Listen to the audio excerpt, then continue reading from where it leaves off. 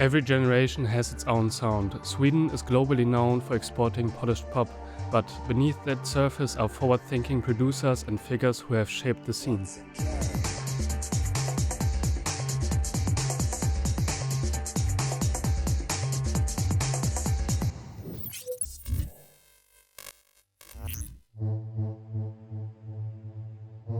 Sweden's underground electronic music tells different stories, built on systems, restraint and scenes infrastructure rather than hits.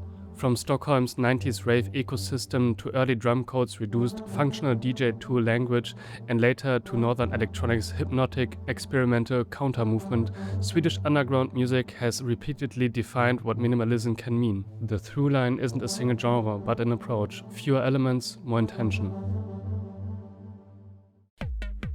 Sweden's modern underground techno lineage begins in Stockholm's early 90s rave moment, when growing nightlife culture gave rise to dense networks of DJs, producers, record stores, and club nights. This period was crucial in shaping the scene's underground identity, one defined less by commercial visibility and more shared spaces, physical experience, and collective taste. A key symbol of this era is Docklands, not as the origin of Swedish techno, but as a landmark of club ecology where DJs, audiences, and micro-genre evolution could develop together in real space. Out of this environment, Drumcode emerged in '96. Born from Stockholm's vinyl era networks, the label quietly became a platform for a distinctly Swedish reduced techno language, export-ready yet firmly rooted in the underground. The early catalog followed a clear philosophy: minimal elements, percussion-driven arrangements, a stable pulse, and maximum DJ mixability.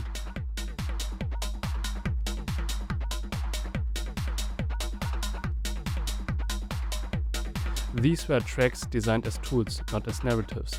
Adam Beyer plays a central role in this formative phase of Swedish underground electronic music, not only as a producer, but as an architect of its early structure. Emerging from Stockholm's rave and record store culture in the mid-90s, Beyer helped define a functional, dance floor-focused approach to techno that prioritizes groove, timing, and long-form mixing over spectacle. Through Drumcode, he formalized this approach into a recognizable language of tool-based techno, providing a shared framework that other producers could build upon. When I started out producing, I was producing on my own or with friends. Very limited equipment, so I started with just a sampler and then adding pieces to the studio as we went along. It was obviously all MIDI back then. We didn't have any PCs or computers to produce in, so we had an Atari where we used Cubase, and then we sequenced everything from there via MIDI, so drum machines, synthesizers, separate effect units, separate compressors, everything hardware. Over time, Beyer and Drumcode would grow into some of techno's most widely recognizable global names, increasingly associated with large-scale events and festival culture. Yet, within the context of Sweden's underground history, Beyer's significance lies in his early work, in a moment when minimalism functioned as an infrastructure rather than a style. By establishing a coherent system for how techno could be made, played, and circulated, he laid the foundation that later Swedish artists would either extend, reinterpret, or deliberately push against to.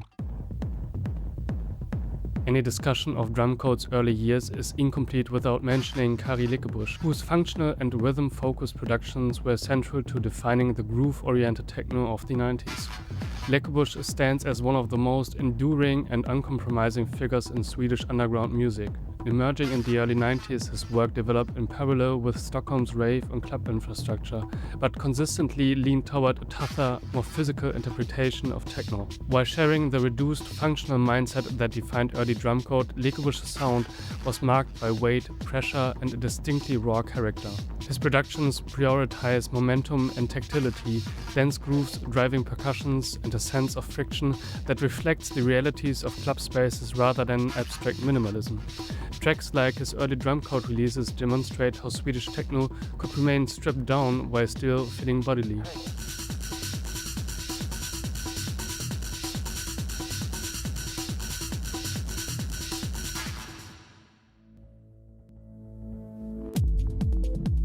Around the same time, another underground figure emerged, Pär Grindvik and his label Stockholm LTD. Active since the 90s, Grindvik comes out of Stockholm's record store and vinyl culture, a context where techno was understood both as functional club music and as a living archive of influences.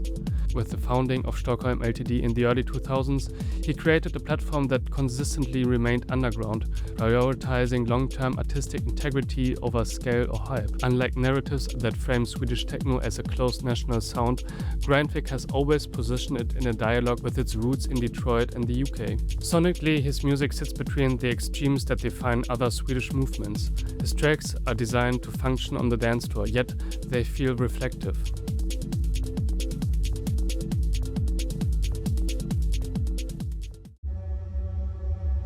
A key inflection point came in 2011 when Abdulla Rashim, aka Anthony Lanell, began releasing music through his own label. From the outset, the project focused on world building, releases named after Ethiopian cities, a deliberate distancing of personal identity from artistic persona, and a clear intention to let the music speak louder than any image or narrative.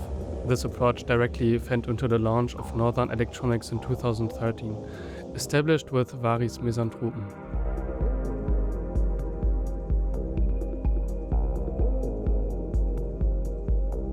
Northern Electronics is often best described as techno as a portal. It draws listeners through familiar techno structures, then gradually pushes them toward darker, more experimental territory, where industrial texture, noise, ambient space, and irregular rhythm movement become central. The broader Northern Electronics circle gravitated toward a hypnotic, spherical sound world, colder and far removed from peak-time functionality. Rather than being more minimal than early Drumcode, Northern Electronics redefined what minimalism was for. The focus shifted away from DJ tools and toward immersion, extended tension, arcs and hypnotic states, atmospheric sound palettes, experimentation with irregular rhythm and time feel, and sound design as a core identity marker.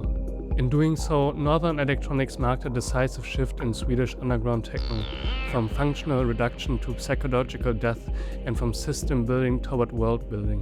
Where Abdulla Rashim established the internal logic of this world, Varg expanded its boundaries. As a co-founder and prolific contributor, Varg brought a genre-agnostic, confrontational energy into the label's identity. His work consistently challenged the idea of techno as a closed form, collapsing distinctions between techno, industrial noise, ambient abstraction, and punk inflection aggression before moving away from techno in the last years.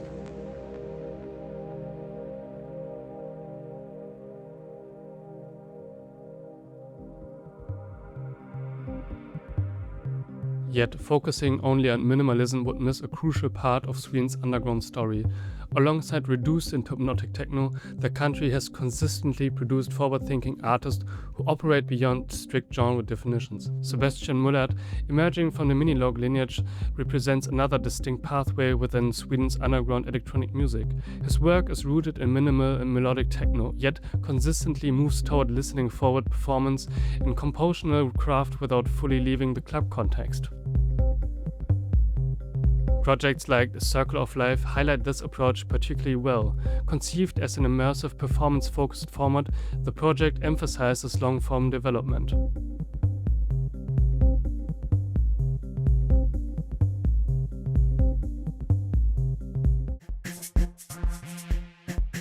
Olof Dreijer represents a parallel strand of Swedish underground music rooted in aesthetic autonomy and world-building. Known globally as one half of The Knife and through his work with his sister known as Fever Ray, Dreijer moved from avant-garde pop into more techno-facing and experimental club music in the 2010s and 20s.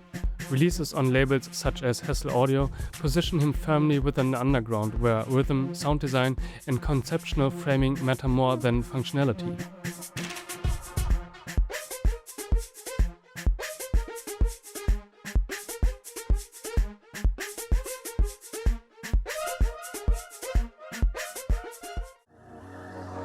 Peder Mannerfelt represents what could be described as post-truth Swedish techno. Rather than refining techno's functional language, his work actively deconstructs it, breaking down its bodily codes through industrial textures, abrupt rhythm shifts, and conceptual framing. Techno in this context becomes less a set of rules to follow and more a system to be questioned. This approach becomes especially clear in Asthma, his collaboration with Pär Grindvik.